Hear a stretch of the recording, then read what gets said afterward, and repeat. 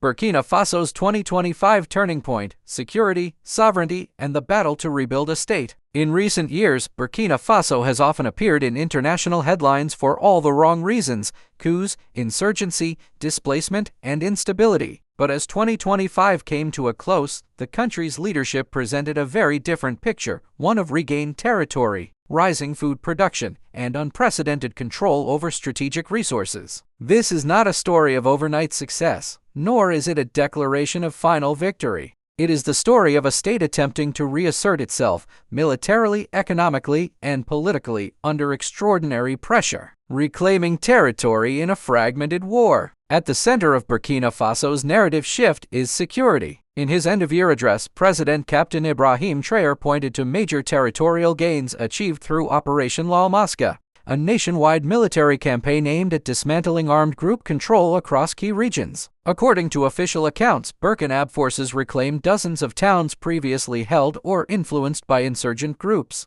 Strategic areas around the Nakam region, the Kampienga Dam, Gulmu, and zones surrounding Djibo and Tulf were brought back under state presence. These areas had long symbolized the erosion of government authority, places where administration, markets, and basic services had collapsed. Traore emphasized that these advances were not limited to elite units alone. Alongside the regular armed forces, volunteers for the defense of the homeland (VDP) civilian auxiliaries embedded in local communities played a key role in stabilizing recovered zones. Their involvement reflects a broader model of territorial defense that blends formal military operations with localized resistance. The government made clear that operations would not stop at reclaimed towns. The stated objective is sustained pressure all the way to national borders, signaling an intention to deny armed groups long-term sanctuary rather than merely shifting front lines. From displacement to return, security gains have had humanitarian implications as well. As certain corridors stabilized,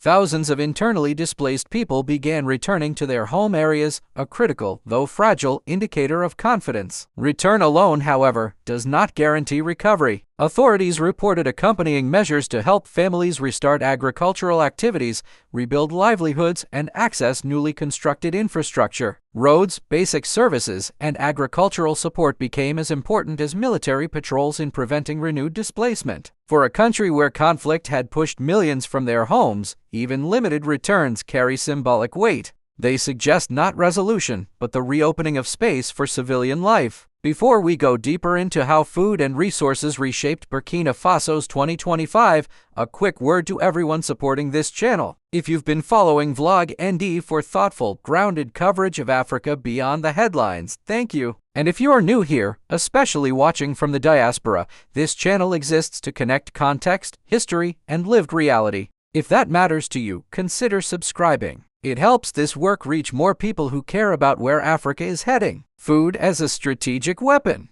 Perhaps the most striking claim from Burkina Faso's 2025 review was not military, but agricultural: the announcement of national food self-sufficiency. For years, insecurity had crippled farming across large parts of the country. Fields were abandoned, supply chains disrupted, and rural communities caught between violence and hunger. In this context, food production became inseparable from national survival. The government attributes the turnaround to a combination of targeted campaigns, improved seed distribution, fertilizer subsidies, and increased mechanization. Farmers returning to stabilized zones were supported to resume cultivation, while broader national programs aimed to reduce reliance on imports. Looking ahead to 2026, authorities outlined plans for expanded land development, water retention systems, aquaculture projects, and fodder crop production, an effort to make food resilience permanent rather than situational. For African diaspora audiences in the United States and other places, this focus resonates deeply. Food sovereignty is not just an economic metric. It is a political statement in a world where dependency often defines power relationships.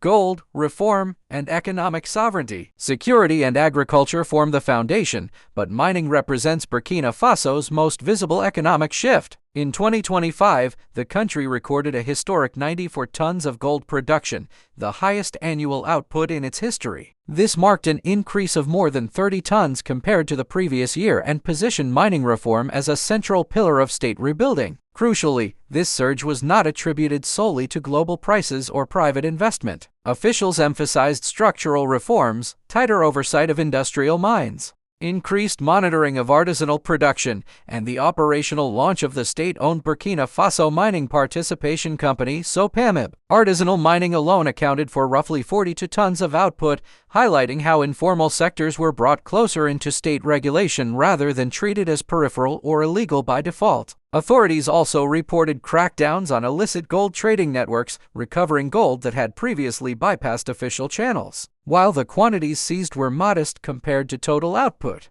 the symbolism was clear. Reclaiming control over national resources is as much about governance as revenue, energy, infrastructure, and the visible state. Mining reform was paired with expanded energy access, reinforcing the link between resource extraction and domestic development. In 2025, nearly 160,000 households were newly connected to the national electricity grid, alongside more than 130 rural localities gaining access for the first time. Hundreds of kilometers of transmission and low-voltage lines were deployed, strengthening national distribution capacity. Urban security and visibility were also prioritized. Tens of thousands of streetlights were installed across cities and peri-urban areas, a small detail with large psychological impact. Light signals presence, order, and permanence, particularly in cities that have experienced instability. Infrastructure plans for 2026 include new road construction brigades and a shift toward denser, vertical urban development, and acknowledgement that cities will continue to absorb populations displaced by conflict and climate pressure. Education, health, and the long game. Beyond immediate security and economic gains,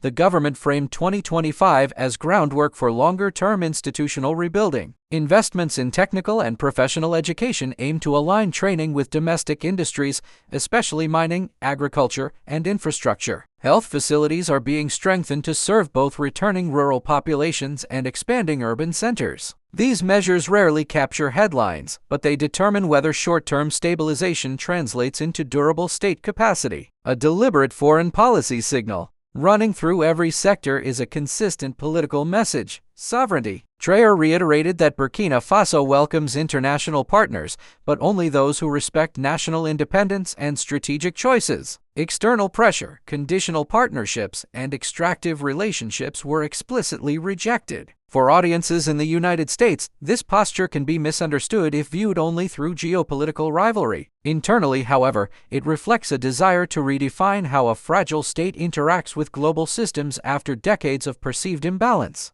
2026, consolidation or contestation. As Burkina Faso enters 2026, the challenge is no longer announcing progress, it is defending it. Security gains remain reversible. Food self-sufficiency depends on stability and climate resilience. Mining reforms must translate into broad-based development rather than elite capture. Energy expansion must keep pace with demand. Yet 2025 marked something rare in the Sahel, a year in which the state did not simply react but asserted direction. Whether this trajectory holds will shape not only Burkina Faso's future, but the wider regional debate over governance, sovereignty, and survival in an era of prolonged crisis. Whether this trajectory holds will shape not only Burkina Faso's future. Thank you for watching all the way to the end. If this documentary helped you see Burkina Faso or the Sahel more broadly with more clarity and nuance, you can support this channel by subscribing, sharing the video, or leaving your thoughts in the comments. VlogND is about context over noise and conversations that go deeper than headlines. Your engagement keeps that possible.